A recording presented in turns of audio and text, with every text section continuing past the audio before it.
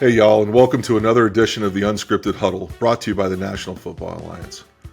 The NFA's purpose is to honor, improve, and advance the sport of tackle football. If you're the parent, coach, or administrator of a youth or high school player, you're in the right place. We aim to deliver an authentic voice regarding performance, safety, and the medical truth to support you and your players. My name is John Reagan. With me is Joe Rafter. Let's kick it off. Well, welcome back to the Unscripted Huddle, presented to you by the National Football Alliance. Man, we are so excited to be back with you. My name is John Reagan. We've got a great show for you tonight, and so I'm not going to slow it down. I'm going to introduce my partner, Joe Rafter, and let him take us forward. John, how are you, man? It's been like a whole week since we spoke last, I think. A whole week. Man, it has been. A lot's happened in the football world. Yeah, we got a lot to talk about tonight. But first and foremost, I'm really, really happy to have a special guest here. Dave DeGeronimo. Dave and I go way back. We actually played college football together. Let's go with first down here. I'll let Dave introduce himself. But Dave, as you come in, tell our guests a little bit about your background, where you came from, where you are now, from a personal as well as a football perspective. Yeah. So as you mentioned, hey, thanks for having me, by the way. And as you guys mentioned. You mentioned, Joe, I played football with you at Catholic University. That's where we met. A bunch of Philly guys on that team, Maryland, and of course the great state of New Jersey, which is where I'm from. So I'm from Edison, New Jersey, and my foray into football was kind of almost accidental. We grew up on the streets of Gurley Road, in Edison, New Jersey. And there were so many kids on that block. Like if you grew up in the 80s, you played basketball during basketball season, you played wiffle ball in the spring, and of course you played Nerf football in the fall. And so my first experience with football was we just called it kill the guy with the ball.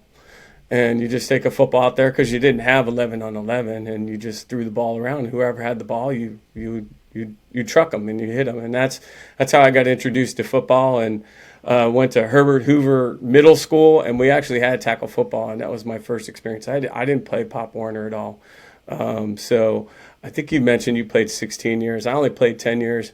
Started in the 8th grade, played at Herbert Hoover, and then I went off to a private high school that's where it really blew up, St. Thomas Aquinas in Edison, New Jersey.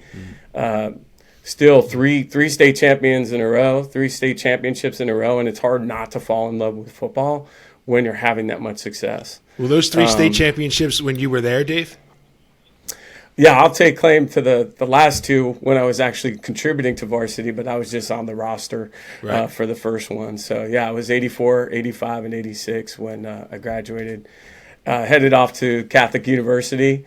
And that was a bit of a different experience because you're coming off 3 straight titles, and I think we were 1-9 at Catholic our freshman year. We didn't have Rafter yet. And then the next year we were 2-8, and then Coach O'Connor came in and changed things up, and all of a sudden we turned it around. And I think my senior class, we graduated with an 8-2 record, barely missed the playoffs. Yes. And it was a school record in wins for a long time. And then I put the game down, really. I have an Italian mom, and she was like, get a real job. And so I'm actually a former CPA. I worked for Price Waterhouse when it was just Price Waterhouse. I think it was the Big 8 at the time. I did 7 years of that, and because of football, I was pretty good at it because I knew how to work hard. I knew how to produce. I knew how to perform. And then it wasn't until I moved out to California with my beautiful wife, Angie, and all of a sudden it was like the world opened up, and I jumped off the ship of the corporate world, and we got into running our own business together. And then I started coaching football when I was like 31 years old. So I fell in love with it. So, Dave, help me with this, though. All right, here's a guy from Gurley Road in Edison, New Jersey, and all of a sudden he graduates from college and says, hey, I want to move to the left coast. Yeah. There had to be something. There's got to be something else there. Okay, so just to backtrack a little bit, I met Angie, my wife, when I was a junior at Catholic University. And at the time, her mom had moved out to Santa Barbara. So the family's going through the split. And so my first trip to see California was flying into Santa Barbara Airport. And if you've ever been down there, you know it's a little bit different than New Jersey. And so what a beautiful place. So our first couple of years out of college, I worked in New York, and that was a grind, and I'm used to a grind, and I loved it. I loved the buzz of the city, and we were living in Jersey doing the thing, and Angie just one time was just like, hey, what do you think about relocating? And I was like, well, we're young enough. Let's do it. If we don't like it, we could always come back. So it was like a big adventure for us. So we just did it. Our partners in crime, we just headed out here. That's awesome. A big adventure that's still a big adventure, which is awesome. Dave, where did you start coaching? So I mentioned the business, right? We were in a fitness business. I know it doesn't look it now. I'm a little bit, but I was a personal trainer at a time when I was working out and running 6 miles a day, all that stuff. And we went to Palo Alto High School in 1999. And we had to talk to the athletic director, who was also the football coach at the time, legendary Earl Hansen. He's got over 200 wins, CCS title, state championship. So just as I was exiting the office, we were trying to get a form to fill out to rent the field. As I was exiting the office, and I don't even know what made me think of it, I was like, hey, you're the football coach, right? And he's like, yeah. I was like, well, I used to play a little college ball, and I wouldn't mind helping out. So if you need anybody, let me know. Wow. Literally the next day he called me. I went in with this, I didn't even have a resume, Joe. I put together, I had a bio for the business. I brought the bio. We sat down, we talked ball, and then all of a sudden I was coaching ball at Palo Alto in 1999. That's awesome. And now what are you up to these days at Palo Alto? So I'm the head coach. I took a circuitous route to becoming a head coach. I was that longtime assistant that worked for some really legendary coaches. So I worked for Earl Hansen for the first 4 years. And then I decided, hey, you know what? I really like this, and I think I want to be a head coach. His advice was go get a teaching credential. Right? So I was like, okay, I'm going to go get a teaching credential. At the same time, we had our second child. So my wife is a trooper because you know what that's like. So I was like, okay. And I went at night and got the teaching credential. But when I was doing that, I was only helping a little bit. And that's not what you do at Palo Alto with Earl. You're either there all the time or you're not. So I went to Sacred Heart Prep, which is in Atherton, neighboring town. Another legendary coach, Pete Lavorado, learned a ton about the fly offense, right? So Earl was pretty much, if you know Bill Walsh, right, that was Earl's offense, West Coast offense. He ran whatever. When Bill was at Stanford and then the 49ers, he had the playbook, and that's what we ran. So from there, Sacred Heart Prep, I was there for 4 years as I was getting that credential, and I learned the fly offense from Pete Lavorado, who's also legendary around these parts. So I was just taking good things from good coaches. And then I got a job. And where did I get a job? In the Palo Alto Unified School District. So I went back to Pali for a while. We had a good run. And then when Earl retired, the band kind of broke up. And my first head coaching job was at Los Altos High School, another neighboring town. I didn't like to go too far. We're very provincial, us Italians, so we don't want to drive very far. Don't want to go too far. I had to move across the country, so yeah, I want to stay close. Yeah, exactly. We did. Yeah, that's kind of funny if you think about it that way. I was at Los Altos for 3 years, had a lot of success there, and then when Palo Alto opened back up, I bounced back to Palo Alto. So that's where I'm at. This is my 4th season back at Palo Alto as a head coach. We've had a tremendous amount of success coming back. 2 CCS titles right away. Last year, and each division, we're going up a division every year. So Division 5 to Division 4 this year. Division 3, we lost in the semifinals. So came up short, but we're going in a great direction. Dave, let's go second down. Great first down to set the table. Second down, you talked about all these different teams you've coached for, and they're all in the same league. And I ran Pop Warner organizations that played in your area, but as youth organizations, and there's some very competitive football teams there that you're playing against every year. Tell me a little bit about, how do you approach creating, keeping your team so competitive in a league like that? Yeah, you mentioned how competitive it is. So my first year back, we reorganized our whole league. And so we have 33 teams in our league now. And the way we did it was the top 6 were the best, then the next 6, and so on. So my first year, we were in that second tier of teams, and then we won a CCS title. Now we're in the first tier of teams. You're playing, Los Gatos and Wilcox and like just really like high-powered teams that are we weren't quite there yet. And so how do you keep it competitive? You make it fun, number one. You make it fun for the kids. You recruit the campus hard. You talk to the Pop Warner coaches. You have a relationship with them.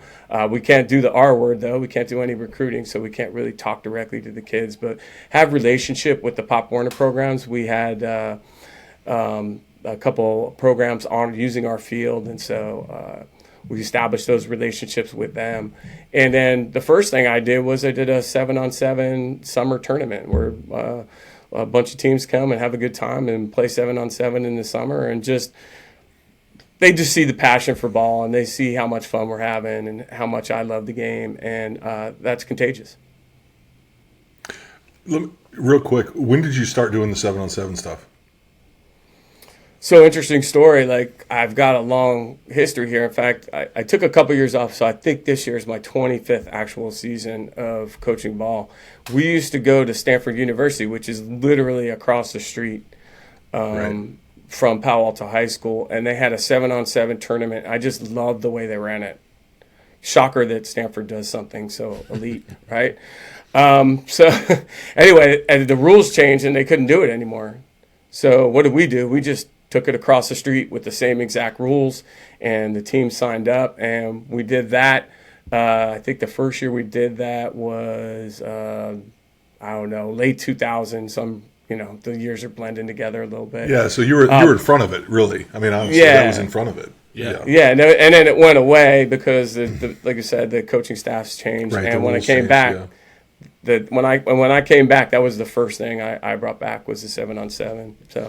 So let's stay in this a little bit.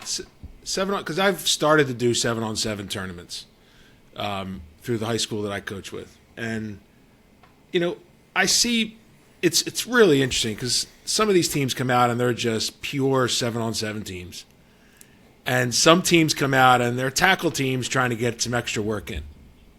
Right.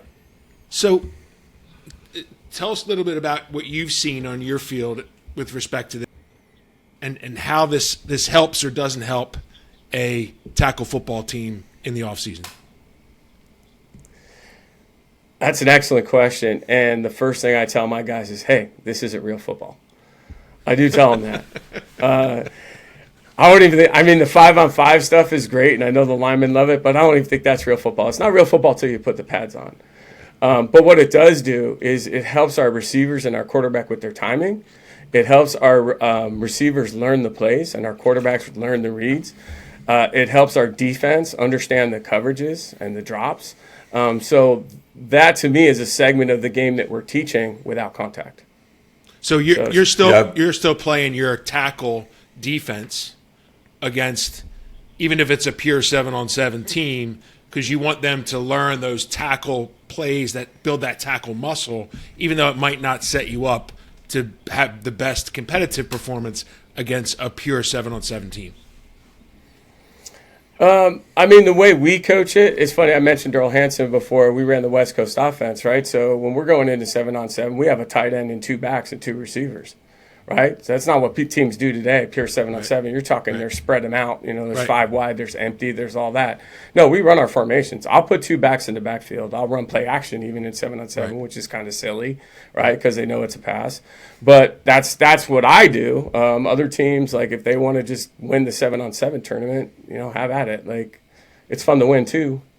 So I hope I answered that for you. Yeah, no, totally. Yeah, I'll say this, Joe. Honestly, from being involved in coordinating the collegiate level and then also calling plays for 7-on-7 and high school teams, I think that the coaches that go into it with a mentality. So there's two completely different approaches. There's the approach that is the club team 7-on-7, just trying to win tournaments. Kids are paying to play. They're going out. I mean, that is a whole separate entity. So not even approaching that, and not saying that's wrong. I mean, it's youth sport, right? It's youth football. It's travel football. Like there's travel softball, travel baseball, and then there's the approach of the teams that come in and say, like Coach DeGeronimo does, and that says, "Hey, we're going to run our offense. We're going to get better. We're going to run our defense. We're going to get better. We may play a little more man coverage down as we get closer than maybe we would, and we probably aren't going to put our bracket in necessarily because there's a lot of teaching that goes on there, but you're going to, get better and truly teach the kids. And I think it really is two totally different worlds. But the reality is now it's big enough that there's room for both of those worlds. You just have to know which tournaments to go to so that you're not putting your kids in the wrong environment, honestly. Yeah, that's what we saw last summer. We went down to a tournament down in Maryland, and there was like 8 out of 10 teams were club teams, just playing 7-on-7, right? And we were that's different.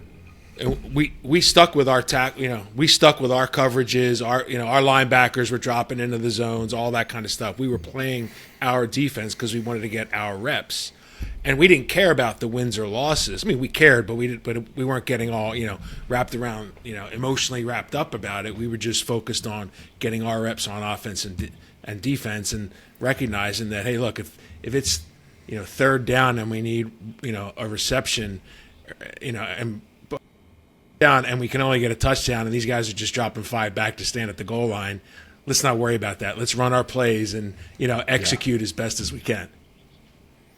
No doubt. Joe, in that area where you are, just look for the small college hosted 7-on-7s, and you'll get more high school teams than anything else, honestly. We're going to go to our Sinus this year. We did that last year. Great one. And now Westchester has one too now. So we're going to go to that, I think, for the first year. I'm looking forward to that. Stay out of that north central Jersey area. It's not a good area to be in. There are very few things that are good that come out of north central Jersey.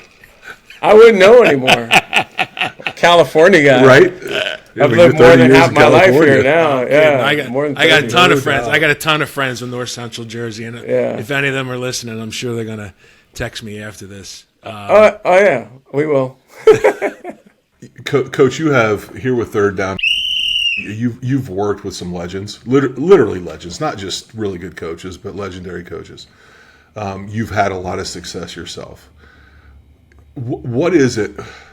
At least, what are the pieces that you found that contributed to that consistency? Not just, and I mean not just year after year, like outcome consistency, but day after day consistency. In order to run a good program or a great program, like you said, I learned from the best, Earl Hansen and Pete Laborato. I also worked with Mark Reeb, who is a Arena Ball Hall of Fame out here, and Steve Sell up at Aragon. And the one thing that I think all those guys had in common is you had a plan. Every day you had a practice plan. It was written out. It was scripted. It was 10-minute, 15-minute periods.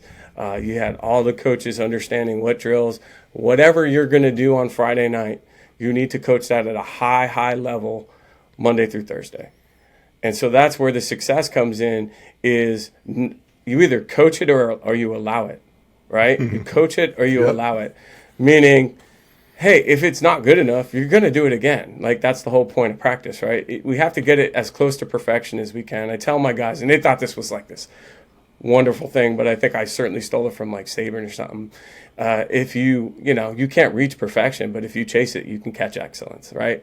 And so you have to run your program like that to continue to succeed. If you don't, you're going to struggle on Friday night when when the adversity kicks in, when things aren't going your way. I've seen it go down the drain. But our guys are used to that, and they know that it's expected at a high level. And practice tempo is extremely important. We don't condition. Like, our conditioning is in the weight room in the morning. We don't condition during practice because practice is conditioning. We're moving at game speed. So with that, when you say we're going to do it or we're going to allow it to, or we're either coaching it or allowing it to happen, basically, right? I mean, that's a Lou Holtzism, or probably before him. But yeah. With that, what does it force you to do as far as what you're putting into your game plan, how much game planning you're doing versus, hey, this looked really good when the Pittsburgh Steelers did it on Sunday? I mean, what does that do to you so that you can practice what you want to call on Friday night or Saturday? I think that's a great question, and I am definitely guilty of scope creep when it comes to the offense. So you really need to keep it simple, and so I do come up with a set of plays that are probably too many on Monday, but if we don't run them well, they're not there on Tuesday. So we basically cut down to kind of that, everybody makes fun of Andy Reid for the big menu that he has of plays, but that's the system that we run. We're a pro set system anyway. And so I have 186 slots for plays, but it's the language that they understand. And once they understand the language, really we're just running 5 or 6 run plays out of multiple formations and motions. And we just pare it down and simplify it. Whatever works during the week, that's what we'll call on Friday night. I'm not going to force a play. Either it's not ready or we didn't do well with it. I'm not going to call that. It's funny you say that. When I was working at the collegiate level and coordinating on Thursdays, you would hear me say easily, because we worked on headsets on Thursdays. We treated it like a game. We'd call a play, and I would tell the guys in the meeting going into it, the coaches, hey, if this doesn't work today, it's out. And so we'd run a play and something didn't go right, or it was the same mistake that had been made on Tuesday and Wednesday, and they made it on Thursday. I said, that one's out. And you could hear coaches groaning like, oh, I love that play. No, it doesn't matter. We're not running it well. I'm not going to call it. Like, if I'm not going to call it, why would we practice it again? Why would we make them think about it? Exactly. We still do the scripted plays. Bill Wall set it up, the first 15. I think Kyle Shanahan now does 15 at halftime. I don't know how the heck he does that. There's no way I think I could be talented enough to do that. He probably scripts 30 at the beginning of the game and then just cuts it in half. Says, I didn't run these 15, so I'm going to run these 15 now. Yeah. Or he's just adjusting like that. And we script the 15, and that's our practice on Thursday are those 15 plays. So nothing else. Awesome. And then 2-minute drill. It's awesome to hear when coaches are making it about the players executing the plays, not the plays that they want to call or that they think make them smarter or look good. I mean, unfortunately, I think there's a lot of that. There's too much of that. I shouldn't say a lot, but there's too much of that going on for sure. When you have Devontae Adams on your team, you're going to call a play to get the ball to Devontae. Yeah, I would hope so. If not, you're not going to call plays for very long. Nice little run we had in 2010. And we have players, not as talented as Devontae right now, but talented players, and those are the plays I call for those players, to get the ball in your players' hands.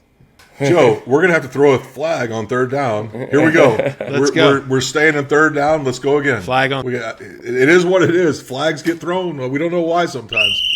So Dave, summer's around the corner. School will break. What does Palo Alto do? What are your plans for summer to get you guys ready for camp? Yeah, so I use Google Calendar, and it is every single session for the summer is already up there. I'm not a tyrant, so I give them off Fridays. I balance it out. So they do that because you want Fridays off. Well, don't give away my secrets. Coach needs a break too. Monday, Tuesday, and Thursday, or Monday, Wednesday, Thursday, we're in the weight room, and Monday, Wednesday, we'll also add field work to that, where we're coaching tackle ball. Like there's no contact in the summer in California. There's no pads or anything, but we're coaching our scheme. And then Tuesdays we'll throw with other high schools. So we'll do the sevens on Tuesday, just other teams that we're working with. And so that's the plan. And we do that for 7 weeks. And it's great. The weight room's been great. We started in January in the weight room, so we just get to the next phase in the summer.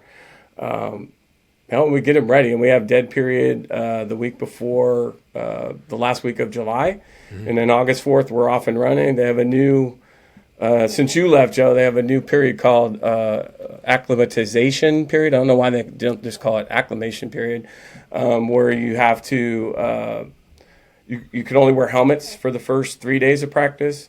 You can only wear helmets and shoulder pads for the next 2, and no one can advance until they've done that to full pads. So. That's the NCAA adaptation. That's what they decided to do there. I don't know that following the NCAA's knowledge is necessarily the greatest way to go, but I understand why that's happening, and the concept is correct. So with that, so you've got a very involved summer program.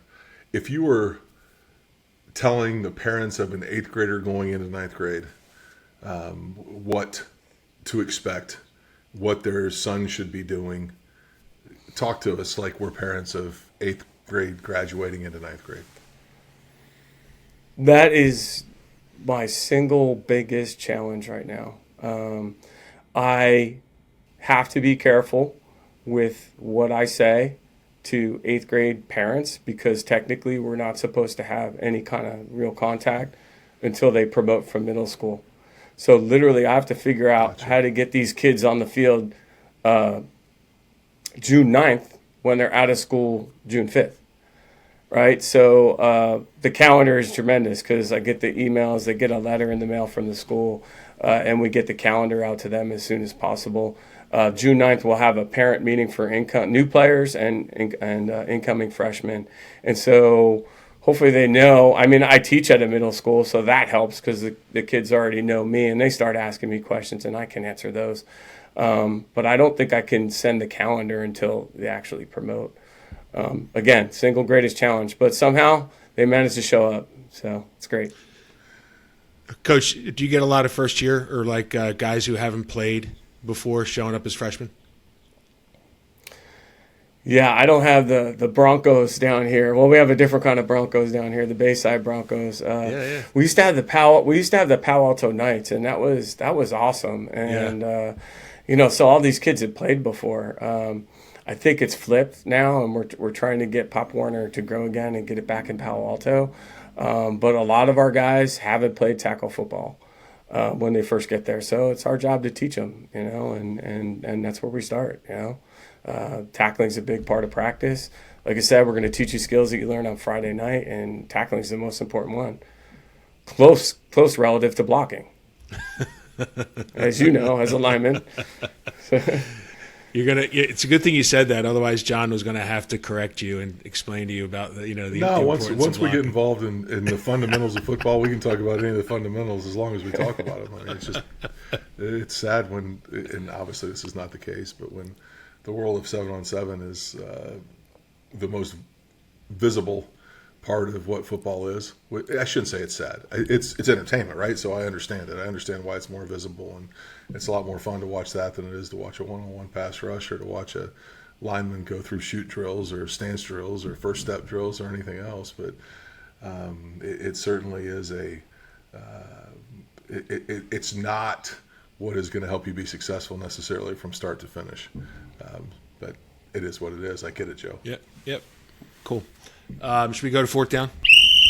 I think. I just don't know where to go here because I got a couple different directions I want to go. I mean, we're coming off the draft, so I want to go there. But you go. Are we going to go there? All right. So let's do this first, Dave. We're going to give Joe, because every year, I mean, if you're a Philadelphia Eagles fan for the last 5 or 6 years, you've been really, really excited coming out of the draft, and for good reason. I mean, I'll give it credit. I mean, I've become, through my time in Philadelphia, through my kids, an Eagles fan. So, Joe, give us an evaluation of the Eagles draft this year. I'm happy with how they did. I agree with you. It's not like it hasn't been like in previous years, like when they landed Jordan Davis. Like that was a very exciting draft. There weren't any trades that were made, no blockbuster trades, so it wasn't terribly exciting. But when I look at the talent, this linebacker that they picked up in the first round, I think that guy's going to come in and mature in a really, really incredible defense, and he's going to have time to figure it all out. And in a year or two, I think he's going to be a stud. You're talking about another Georgia Bulldog, right? Exactly, another Georgia. Yeah. I think Howie said, it wouldn't be an Eagles draft if we didn't take a Georgia Bulldog. No doubt. I like the players they took. They took a couple offensive linemen who I think are athletic and move well. and are huge. So, Stoutland's amazing. He really is an amazing offensive line coach. From my, I don't know the man. All I do is watch the product he puts on the field. But I think they picked up some offensive linemen who are going to be very, very dangerous in his space. They took the quarterback from Syracuse, formerly from Ohio State. I wanted to ask you about that, John. He's a Philly boy. Is he a Philly boy? I didn't know that. Oh, yeah, St. Joe's Prep. Really? Yeah. I unfortunately don't like the pick because I think it's a good pick. Being a former Giants fan and now a Niners fan, Philly getting better. St. Joe's Prep. Yeah. I actually recruited him out of high school. Wow, cool. I didn't know that. Yeah. But so I'm happy with the Eagles, but I actually think the Giants did really well in round one. I didn't follow the rest of them through the other rounds, but I thought round one they looked really, really. They made some good choices. Well, you're obviously only bringing up the Giants because Dave must be a Giants fan. Exactly. Okay. So Dave, what's your take on it? So all my Jersey boys, they're mad at me still because I've been out here so long. I did convert to a Niners fan, but I'm a hometown guy, and my girls grew up here, so I grew up Niners fan.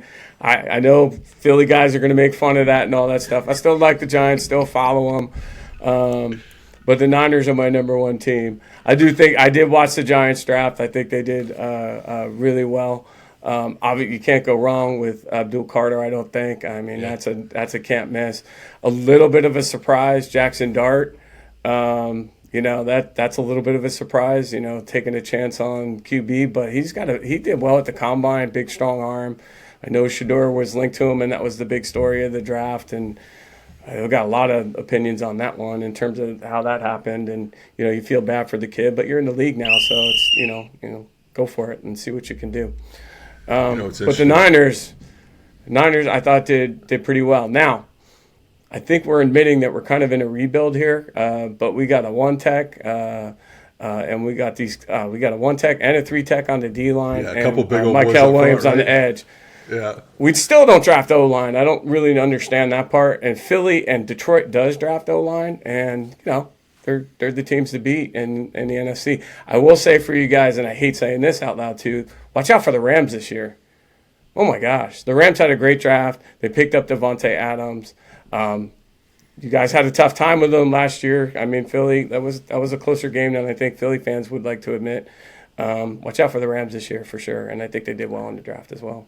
You know what? A couple side stories, and I'm going to ask you a little bit more because I know you have a lot of stories about draft and experiences, but a couple on the side for me. One, really cool that, and I know in the world of entertainment, but still just really cool that the Rams did it all from Fire Station. Yeah. How cool is that? Just still here representing 6 months, 8 months later with everything that went on with Southern California. Just awesome. That was amazing to me. Two, as I mentioned, I think on our last show, Joe, this is kind of my last draft of kids that I recruited, Right. and just really fired up. Both Kyle McCord, who obviously was a Syracuse grad, who, greatest university in the world, and really fired up for him to go where he's going, to go home. And then Will Howard getting drafted by the Steelers, and just a great story with that as another Philly guy that I knew very well, and excited, and then to see some other guys that I had recruited sign and have opportunities. Just a fun spot as far as that goes for me. I think I'm going to stay away tonight from the all of the Shedeur Sanders conversation, and not necessarily how or why he didn't get drafted when everybody thought he would. And the bigger story to me is some of the nonsense and the issue that he took when taking a prank phone call, and that it wasn't just him; it was 5 or 6 guys. How do you take somebody's most stressful day of their life, an exciting day of their life and their family's life, and turn it into a practical joke? Yeah, I thought that was what is that? That was low class activity, and not just him. Like I said, they said there were 5 or 6 stories of that going on. It's in this draft alone, so. It's kids being kids, and it's not okay. But they'll make mistakes. They think it's funny, and they don't realize until afterwards. I think it's so easy now with social media that it gets exposed right away too, and it's out there. I think it has been going on. Like, I know Cooper DeJean got one last year. I think Tyler Warren got one this year. So it's not isolated to Shador. But yeah, don't do it, guys. Don't do it. This is the single greatest day of their lives. And most stressful, because most of these guys, a lot of these guys don't get drafted. So, no doubt. Don't do it. Yeah. All right, so you have been Wait. draft- One more thing on the draft. Everybody in Philly is very excited to see Abdul Carter in 2030 in an Eagles uniform. In 5 years. Where'd that come from? And that's what because you took Saquon? Exactly. They're not going to pay this. They're not going to pay him contract. They're not going to pay him, and they're going to say, no, we don't want him. They're going to be on video saying, oh, God, I hope if he goes to the Eagles, I'm going to sleep bad tonight. I'm sure there's a meme out there of Howie Rosen like throwing his hand going, totally. No worries, we'll get him in 5 years. You know, you had to do it. He was pictured with the Eagles carrying the Super Bowl trophy after this year's Super Bowl. He's an Eagles fan born and raised. Yeah, he's a Philly guy. Exactly. Yeah. It's just, I find it very, very. It's just history repeats itself. Anyway, the Giants will figure it out. The Giants will figure it out. Joe, by the way, we'll see. I did go 3 for 3 on my first 3 picks. Did you? When we talked about it on the last show, if we go back and look. I will say this, the Jackson Dart thing, I'm sorry, I'm going to go back to it now. The Jackson Dart thing didn't surprise me one bit. So, in a very small world, Charlie Weiss Jr. was the offensive coordinator is the offensive coordinator at Ole Miss. Charlie was a GA at Kansas when I was working there in 2014 as the offensive coordinator. So Charlie spoke the world of Jackson for the last couple of years. Charlie was a student assistant, or maybe he was an analyst, I think, actually, at the University of Alabama when Brian Daboll was the offensive coordinator. And so I think there's a trust level, probably a conversation level that can happen there that maybe answered some questions. I mean, and that's the reality, right? I mean, of anything in any business, trust, knowing some of those inside things always helps. So it didn't surprise me a little bit, but that made me putting 2 and 2 together and getting 4 and faster. And it might be wrong, so in all honesty, but. So, John, I'm going to throw a flag on that because you inspired me for another question from I want to get Coach's opinion. You talk about back to the sub staff, and we're going to come back to the draft conversation. But,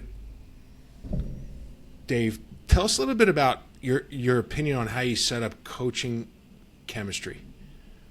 Like your staff, what do you do to curate the right culture amongst the right connections, because if the guys you're coaching with can't solve problems together, aren't a high performing team, don't get along, don't handle conflict well, whatever. If that chemistry isn't there, it creates a lot of problems in my experience. So what do you do? How do you approach establishing the right, I'll call it coaching chemistry for the Palo Alto staff? I think one of the advantages that Palo Alto has and some of the good programs around here is that people want to work for good programs. So it's a little bit easier to find the right guys. Also, when you've been in the game as long as I have, it's just what John mentioned there is coaches trust coaches, right? So you talk to coaches, you see who's out there and who can coach, and then philosophy. Like, I lay out my philosophy. It's not necessarily always about the X's and O's. It's about establishing relationships with the kids. That's the first thing you need to do. You can demand a lot of a player if they know that you care, right? And to go back to the Lavarado days, like Seasonal Life was a book that he all made us read. And I don't know if you guys know Seasonal Life.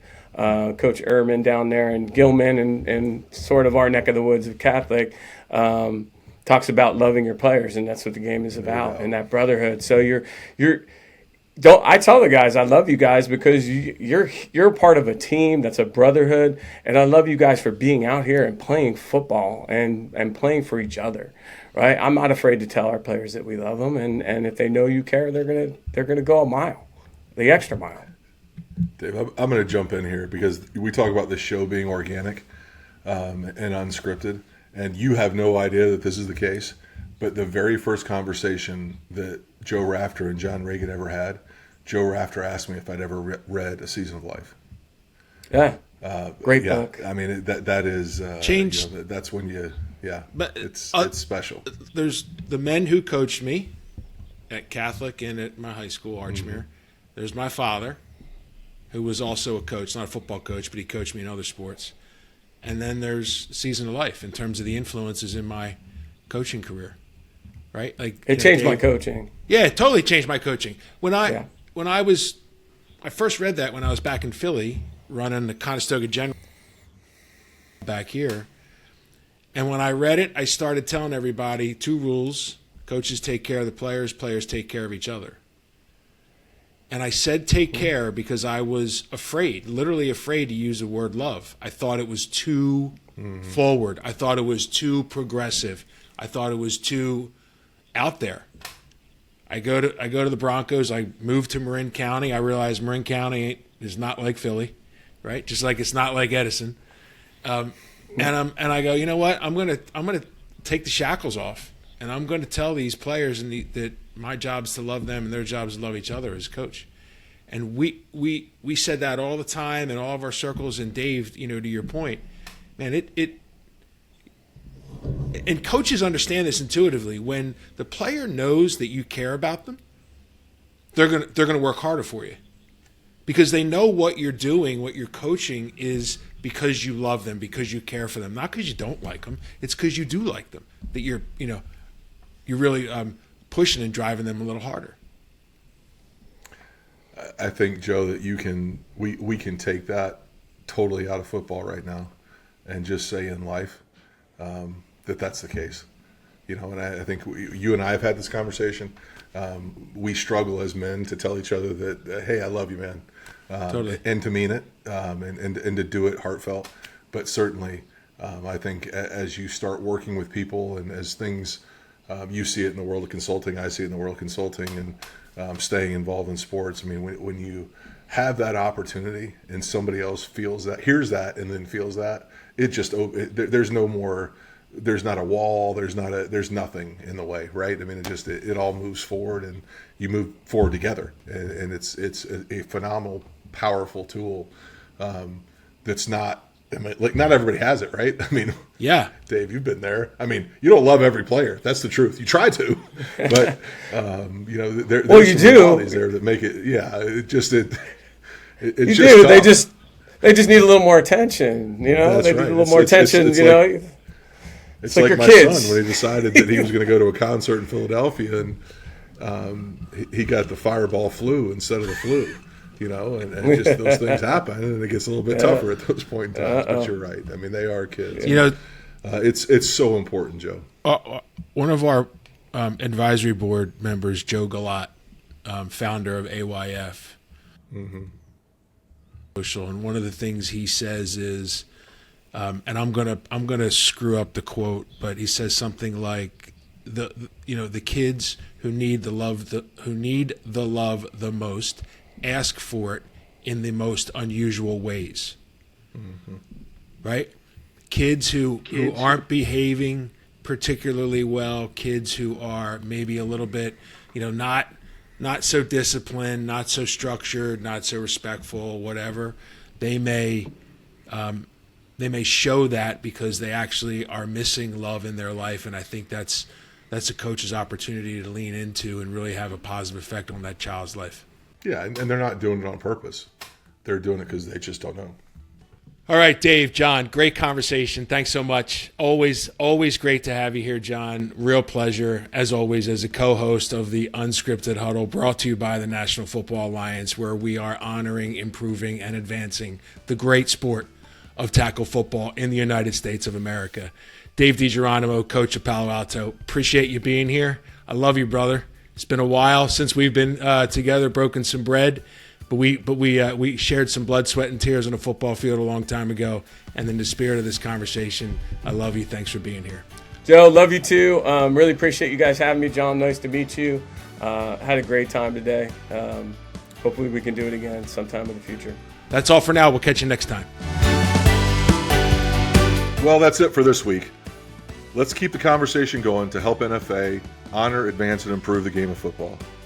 Thanks for listening, and join us next time for another set of downs on the Unscripted Huddle.